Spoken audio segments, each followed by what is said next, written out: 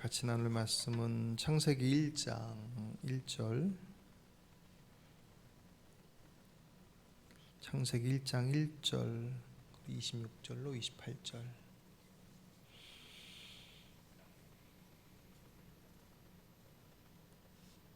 같이 봉독하실까요? 창세기 1장 1절입니다. 태초에 하나님이 천지를 창조하시니라. 아멘. 26절로 28절 읽습니다. 하나님이 이르시되 우리의 형상을 따라 우리의 모양대로 우리가 사람을 만들고 그들로 바다의 물고기와 하늘의 새와 가축과 온 땅과 땅에 기는 모든 것을 다스리게 하자 하시고, 하나님이 자기 형상 곧 하나님의 형상대로 사람을 창조하시되 남자와 여자를 창조하시고, 하나님이 그들에게 복을 주시며 하나님이 그들에게 이르시되 생육하고 번성하여 땅에 충만하라. 땅을 정복하라. 바다의 물고기와 하늘의 새와 땅에 움직이는 모든 생물을 다스리라 하시니라. 아멘. 부산의 한 초등학교의 학교명이 바뀐 사연이 뉴스에 소개가 된 적이 있습니다. 부산 기장군에 있는 한 초등학교인데 1963년에 개교를 해서 그 이름으로 쭉 지내다가 55년 만 2018년 3월 1일에 학교 이름이 용암초등학교로 바뀌어져요. 그 바뀌어지기 전까지 그 학교를 다녔던 재학생들 그리고 졸업생들이 그 학교 이름으로 인해서 적지 않은 상처를 받았다고 그래요. 급기야 이제 학생회 부회장으로 출마하는 그 5학년 학생이 공약을 교명 변경을 내놓고 본격적으로 그 교명 바꾸기 운동을 시작하는 아주 중요한 역할을 했다고 그래요. 그래서 결국은 이제 뜻을 이루었는데 이쯤 되면 이제 학교 이름이 궁금하죠. 도대체 무슨 이름이길래? 힌트를 드리면 학교 주소가 부산시 기장군 기장읍 기장해안로 577이에요. 여기에서는 별로 이제 드러날 게 없는데 옛날 주소는 부산시 기장군 기장읍 대변리 444번지였어요. 학교 이름이 대변초등학교. 그러니까는 거기 초등학교냐 애들이 또 얼마나 가지고 놀랐겠습니까? 충분히 상상이 되죠. 이 대변초등학교와 쌍벽을 이루는 학교가 또 하나 있다고 그래요. 꽤 유명하더라고요, 인터넷에서. 이 학교는 안타깝게 신입생이 없어서 작년에 폐교가 됐더라고요. 근데 학교 역사가 76년이나 되거든요. 저기 충주에 있는 충북 충주에 있는 학교인데 시골 학교인데 아이들이 없으니까 폐교 처리가 됐는데 76년의 역사 동안 그 이름을 계속 사용을 했다고 그래요. 그 학교 이름 주소는 역시 충북 충주시 소태면 야동리 487번지. 그래서 학교 이름이 야동초등학교에. 그때 당시만 해도 뭐 야동이라고 하는 단어가 이상하지 않을 거 아니에요. 교가를 보니까 더 기가 막혀요. 진실한 야동 어린이 그러면서 나오는데 여기는 꿋꿋이 학교 이름을 안 바꿨다고 그래요. 의도하지 않게 그 이름 때문에 애를 먹는 경우들이 있지만 그만큼 이름이 중요하기 때문에 사실 그렇겠죠. 이름이 단지 그냥 호칭, 불려지는 도구로서의 소통의 도구로서만이 아니라 그 이름이 가지고 있는 상징성. 우리들도 아이들 이름 짓거나 뭐 어디 이름 지을 때는 대단히 고민을 많이 하잖아요. 그 이름이 사람의 이름이 됐던 뭐 가게 이름이 됐던 뭐 어디 이름이 됐던 그 이름이 가지고 있는 어떤 기대도 있고 그런 마음이 있습니다. 성경에 나타난 이스라엘은 그런 모습이 훨씬 더 강해요. 오히려 그 이름이 그 존재의 정체성을 얘기할 정도로 변화되어진 그 이름을 바꾸기도 하고, 뭐 우리나라 정서에도 그 이름 바꾸는 경우도 종종 있잖아요. 예전에는 개명하는 게 워낙 어려웠었는데 요새는 뭐 98%인가 99%인가 신청하면 웬만하면 바꿔주긴 하는데 어쨌든 그만큼 중요하기 때문에 9월 미스바 기도회 우리 한 주 동안 5일 동안 하긴 하지만 이 한 주 동안 우리가 하나님의 이름에 관해서 좀 살펴보려고 합니다. 하나님의 이름이 꽤 많아요. 다양합니다. 그 이유는 전에도 한번 설명해드렸지만 이름 하나로서 사람이나 어떤 다른 존재도 마찬가지긴 하겠지만 이름 하나로 그 존재를 다 설명할 수는 없지만 그래도 그 이름 하나에 그가 가지고 있는 모습을 그대로 설명하기에 그 존재 자체에 대한 어떤 중심적인 것들을 설명할 수 있는 그런 크기가 되는데 하나님은 이름 하나로 하나님을 다 설명해낼 수 없는 거예요. 하나님의 존재가 워낙 크시고 깊고 오묘해서 그래서 하나님의 이름과 관련되어진 어떤 내용들은 사건 중심으로 하나님이 이런 분이셨구나, 이런 분이셨구나, 이런 분이셨구나, 이런 분이셔라고 하는 것에 대한 고백, 경험 그런 내용들이 그 안에 사실 포함되어져 있습니다. 그래서 하나님의 이름을 알아간다라는 것은 하나님에 대한 호칭을 알아간다라고 하는 그런 지식적인 내용들이 아니라 그 하나님의 이름 안에 가지고 있는 신앙적 고백, 그 안에서 우리가 기대하는 어떤 그 하나님께 예를 들어서 나중에 보겠지만 하나님의 이름 중에 여호와 라파, 하나님은 치료하시는 하나님이시다. 맞아, 하나님은 치료하시는 분이시지. 우리가 기도할 때 하나님, 우리들의 질병의 문제가 됐던 우리 전혜 집사님 어머님 여러분 소식 들으셔서 기도해 주시고 있겠지만 수술 받으시고 이제 앞으로 이제 치료를 쭉 받으셔야 되는데 그 하나님 앞에 기도할 때 치료하시는 하나님, 치료의 하나님, 그 하나님을 부르고 구하고 또 평화의 하나님, 여러 가지 하나님의 이름이 여러 가지 모습이 있지 않습니까? 그런 모습들 속에서 그 하나님을 바라보고 그 하나님을 경험하고 고백하는. 그래서 다섯 번밖에 안 되니까 하나님의 이름의 5가지의 종류들만 보긴 하겠지만 그 안에서 우리가 우리의 삶 속에서 만나는 여러 가지 삶의 문제들을 그 하나님 앞에 동일한 하나님이시지만 그 일 가운데 그렇게 일하신 하나님의 모습을 내 삶 속에서도 우리의 공동체 안에서도 경험하기로 원합니다. 이루어 주시기로 원합니다라고 하는 그런 기대를 가지고 이 한 주간 말씀에 주목하고 기도했으면 좋겠습니다. 잠언 18장 10절에 여호와의 이름은 견고한 망대라 의인은 그리로 달려가서 안전함을 얻느니라. 아멘. 여호와의 이름은 견고한 망대라. 그래서 의인은 그리로 달려가서 안전함을 얻는다. 불안한 이들에게 그 평화의 주님이 주시는 위로함들, 고통 가운데 있는 이들에게 치료하시는 주님의 은혜가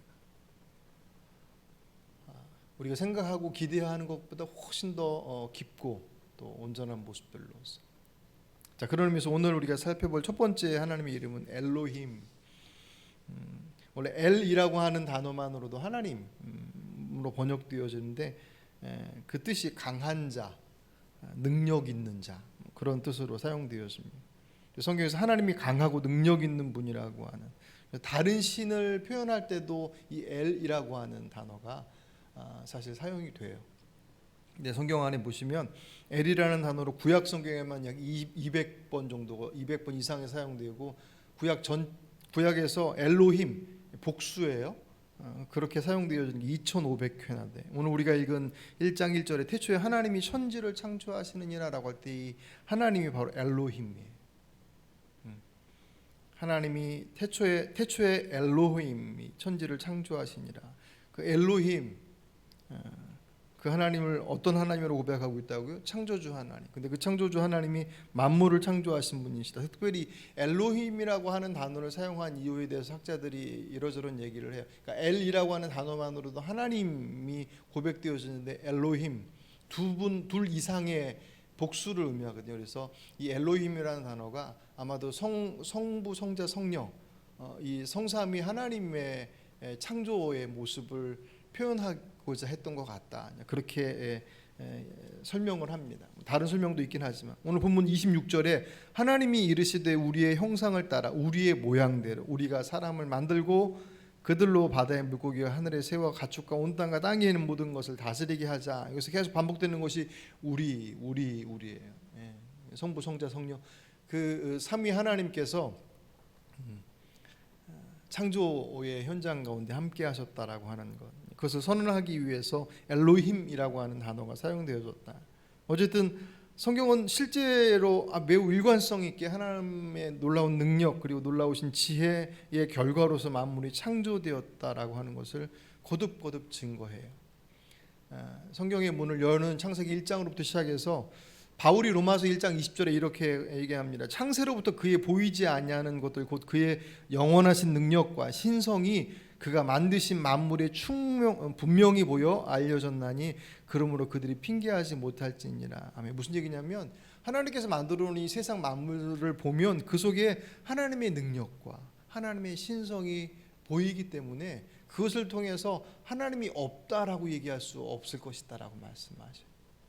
로마서 1장 20절의 말씀에 우리가 아주 정말 장엄한 각각 경험이 다 다르겠지만 정말 아름답고 정말 웅장한 자연을 볼 때마다 놀라며 갖게 되는 그런 미국의 최초 우주 비행사 중에 한 사람인 존 글렌이 비행선을 타고 우주로 올라가서 그 우주를 보면서 이런 고백을 했다고 그래요. 이 우주에 하나님의 영광이 가득하였다. 그 우주를 바라보면서 여기서 바라보는 별이 많은 그곳을 바라보는 것과는 다르게 우주선을 타고 올라간 그 우주에서 바라보는 우주의 모습 속에서 하나님의 영광을 볼 수 있었다. 그가 신앙인이었기 때문에 가능했겠죠. 우리가 첨단 시대를 살아가고 있지만 이 첨단의 과학의 발전이 정말 빠르게 진행된다고 하고 있지만 하나님께서 창조하신 이 땅, 이 세상의 모습을 발견해내기에는 아주 부족하죠.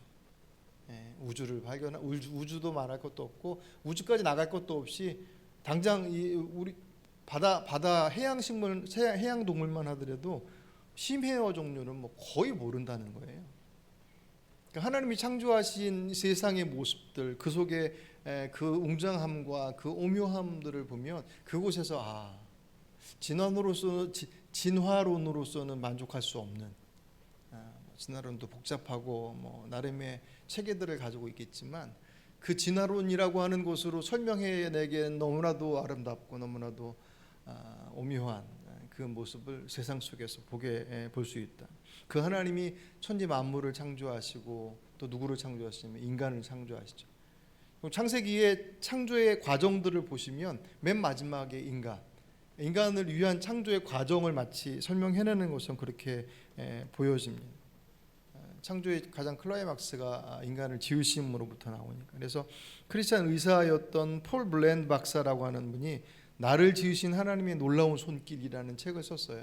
이분이 의사로서 과학자로서 하나님의 그 창조하심의 그 오묘함을 인간의 모습을 보면서 그가 살아있는 세포를 보고 생명이 창조되어지는 잉태되어져 창조되어지는 과정들을 과학적으로 보면서 그가 이런 고백을 하면 좀 들어보십시오. 9개월 동안 정교한 방법으로 기능을 나누는 세포들, 이 뱃속에서 잉태된 수십억 개의 혈구가 생겨나고 수백만 개의 간상체와 원주체가 생겨나는데 오직 한 개의 수정된 난세포에서 10족에 이르는 세포가 생성되고 마침내 한 생명이 태어난다. 악이다, 인간이다. 도대체 그 무엇으로 이 생명의 신비를 설명할 수 있단 말인가? 나는 다만 시편 기자와 더불어 감격하고 감탄하며 감사할 따름이다. 이 폴 브랜드 박사가 고백하는 것은 육체, 우리가 가지고 있는 이 육체만을 향한 그 신비를 얘기하는데 사실 인간되면 육체의 신비로움을 넘어서서 인간이 영적 존재라고 하는 데 있잖아요. 그렇죠? 하나님께서 만물을 지으시고 참 보기에 좋으셨다라고 하는 것으로 만물의 소중함, 온전함을 말씀해 주셨지만 사람을 지으시고 나니 심히 보기에 좋았더라. 그 보기 좋았더라에 더 보기 좋은 그 이유는 하나님의 형상을 따라 27절 오늘 본문에 하나님이 자기 형상 곧 하나님의 형상대로 사람을 창조하시되 남자와 여자를 창조하시고 아멘. 다른 존재들도 하나님께서 창조하셨음에 그 온전함을 가지고 있지만 특별히 사람을 창조하실 때 하나님의 형상을 따라, 그것은 곧 지성과 인성과 감성과 의지를 지닌 인격적 존재로서 하나님께서 존재하시는 것처럼 우리도 하나님이 가지고 계신 성품의 부분을 우리가 가지고 있는 것이죠. 그래서 성경을 보면 하나님의 모습을 우리 마치 인간처럼 표현한 부분들이 있어요. 뭐 연약함이 아니라 인격적 존재임을 설명하게. 그분은 대단히 위대하신 분이셔서 저 멀리 계신 창조주로서의 모습만이 아니라 그분은 슬퍼하시고 애통해하시고 기뻐하시고 기대하시고 하시는 모습들을 그렇게 표현하는 이유는 우리가 그 하나님의 그런 모습들을 따라 지음받은 존재다라고 하는 것을 설명을 하고 있습니다. 그렇게 특별하게 창조한 존재, 그를 통해서 예배받기를 원하시고 함께 교제하기를 원하셨던 그 인간이 죄로 인해서 타락했을 때 내버려 둘 수 없으셨던 거예요. 그래서 십자가를 통하여서 구원의 길로 이끌어 오신 것이죠. 그것이 우리들의 신앙의 고백입니다. 전능하신 능력의 하나님께서 천지 만물을 창조하시고 사람을 창조하시고 그 다음에 중요한 고백이 나를 창조하셨다는 거예요. 이게 논리적으로 천지 만물을 창조하셨다는 것 안에 다 들어가는 거잖아요, 사실. 그럼에도 불구하고 이것을 왜 구분해 냈냐면 시편 139편, 아까 그 폴 블랜드 박사가 쭉 고백하면서 맨 마지막에 그렇게 얘기했잖아요. 나는 다만 시편 기자와 더불어 감격하고 감탄하며 감사할 따름이다 라고 하는데, 그가 고백한 그 시편 기자의 고백이 시편 139편 13절, 주께서 내 심장을 지으시며 나의 모태에서 나를 만드셨나이다. 내가 주께 감사함은 나를 지으심이 심히 기묘하심이라. 주께서 하시는 일이 기이함을 내 영혼이 잘 아나이다. 내가 은밀한 데서 지음을 받고 땅의 깊은 곳에서 기이하게 지음을 받은 때에 나의 형체가 주의 앞에 숨겨지지 못하나이다. 내 형질이 이루어지기 전에 주의 눈이 보셨으며 나를 위하여 정한 날이 하루도 되기 전에 주의 책에 다 기록되었나이다. 아멘. 시편 139편 13절로 16절이 천지 만물을 창조하신 분이 사람을 지으셨는데 그 사람 중에 내가 있다. 말씀드렸던 것처럼 논리적으로 당연한 것임에도 불구하고 이 구분이 왜 중요하냐면 그것과 같아요. 예수님께서 십자가를 통해서 모든 인류의 죄를 다 갚아주셨잖아요. 근데 그것을 인정하는 것, 맞습니다. 주님께서 십자가를 통해서 우리의 모든 인류의 죄를 깨끗게 하셨습니다라고 하는 것을 인정하는 그것이 그렇습니다. 저의 죄를 주님께서 인정하셨습니다. 깨끗게 하셨습니다라고 하는 고백과 동일하지 않더라는 거예요. 왜냐하면 결국 신앙의 문제는 주님과 나와의 인격적 관계 속에서 확인되어지고 그 속에서 깊어지고 발전되기 때문에 우리 신앙은 결코 뭉뚱그려지지 않습니다. 물론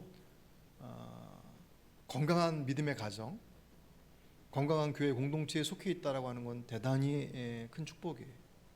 하지만 건강한 믿음의 가정에 있다고 해서 우리 아버지가 혹은 내 아내가 또 누군가 내 가까이 있는 이가 좋은 믿음을 가졌다라고 하는 것, 내가 속해 있는 교회가 정말 건강한 어떤 말씀 속에서 건강하게 세워져 가고 지향하고 있다라고 하는 그것이 내 믿음을 건강할 수 있다라고 보장할 수 있느냐 할 때, 그건 별개가 될 수 있다라는 거죠.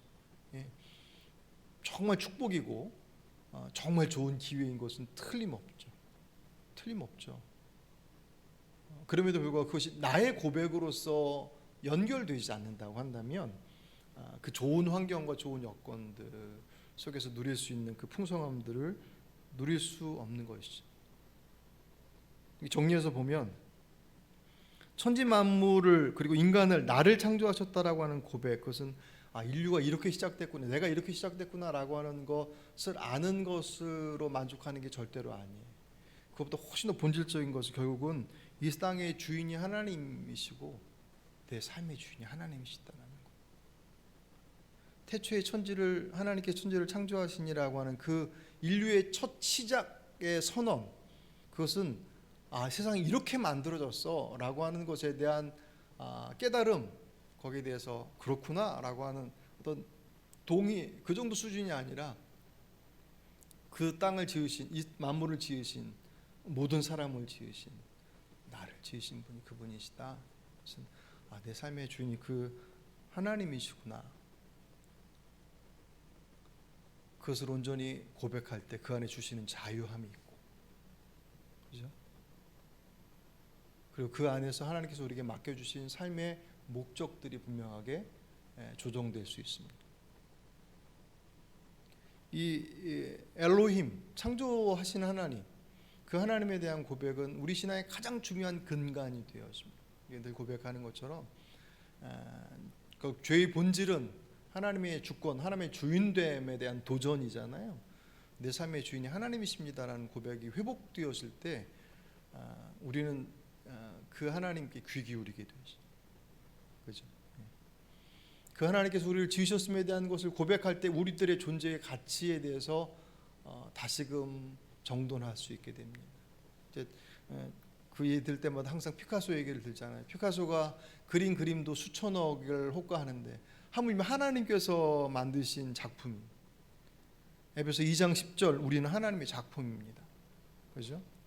얼마나 가치 있겠느냐. 고린도서 6장 20절, 여러분은 하나님께서 값을 치르고 사들인 사람입니다. 그러면 여러분의 몸은 하나님을 영화롭게 하십시오. 아멘. 어떤 값을요?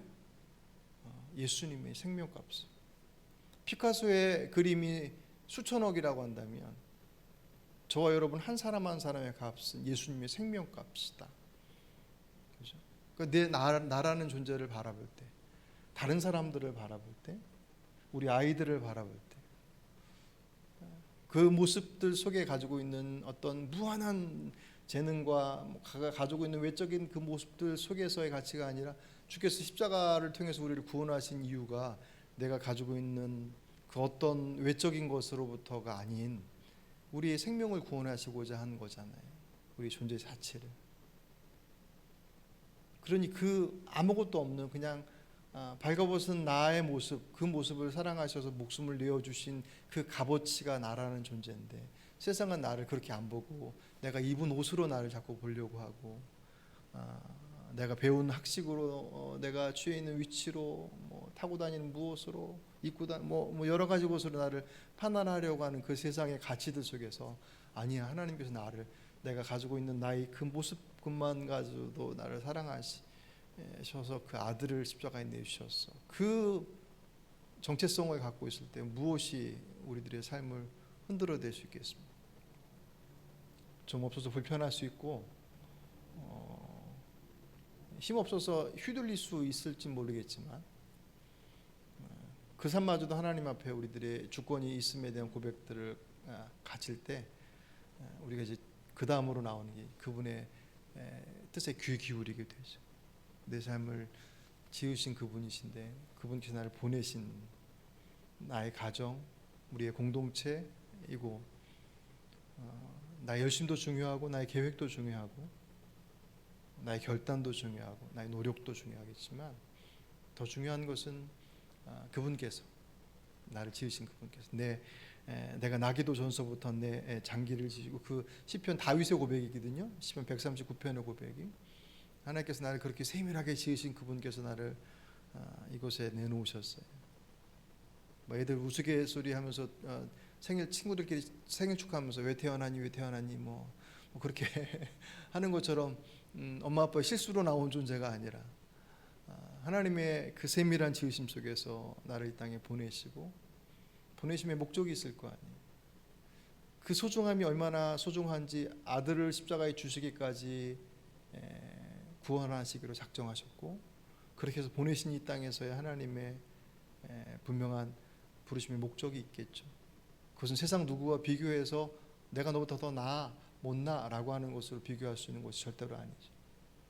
내게 맡겨주신 그것, 나를 사랑하시는 그분의 그 은혜 안에서 바라볼 때 내 존재의 소중함과 내게 맡겨주신 삶의 가치들을 절대로 다른 것과 비교함으로 손상시키지 않습니다. 여러분의 신앙이 나를 지으신 그 하나님께로 귀 기울이시는, 귀 기울이지 않으면 때로는 우리들이 고집하는 곳에 끌려다닐 수 있고 내가 막 하고 싶은 원대한 꿈과 계획과 이렇게 해놓으면 하나님도 좋지 않습니까? 라고 생각하는 그 무엇, 그것에 정말 하나님의 인도하심이 있는가라고 하는 것이 귀 기울여지는 것이 얼마나 중요한지. 또 어떤 것은 너무 하기 싫어, 안 했으면 좋겠어, 없었으면 좋겠고 그만했으면 좋겠어 라고 하는 것들 속에서 정말 주님 앞에 부르심의 이유를 바라볼 때 우리들의 감정과 우리들의 계획과 그것이 긍정적인 것이 됐든 부정적인 것이 됐든 뭐 열정적인 것이 됐든 아니면 막 도망가는 모습이 됐든 그 속에서 여전히 말씀하시는 그분에게 귀 기울일 때 그 길을 찾아가는 것, 그것이 바로 생명의 길이고 그 길이 가장 좋은 길이심을 여러분의 삶 속에서 경험하시길 바랍니다. 주님이 주시는 자유는 맞아, 그분이 하시는 길이 제일 옳아라고 하는 것을 인정하고 그분의 뜻에 귀 기울여 그 길을 걸어갈 때 그 안에서 주시는 자유함들 누릴 수 있습니다. 여러분의 평생의 삶이, 저와 여러분이 언제까지 이 땅에서 살아갈지는 모르겠지만 주님 부르시는 그날까지 이 땅에서 삶이 정말 주님께서 정말 그렇게 소중하게 지으신 존재로서 가치 있는 삶을 누리고 그 가치로 서로를 바라볼 수 있고 세상을 바라볼 수 있고 그 소중함의 부르심의 목적에 따라서 살아갈 수 있는 그런 복된 믿음의 삶을 살아가시길 주의 이름으로 축복합니다.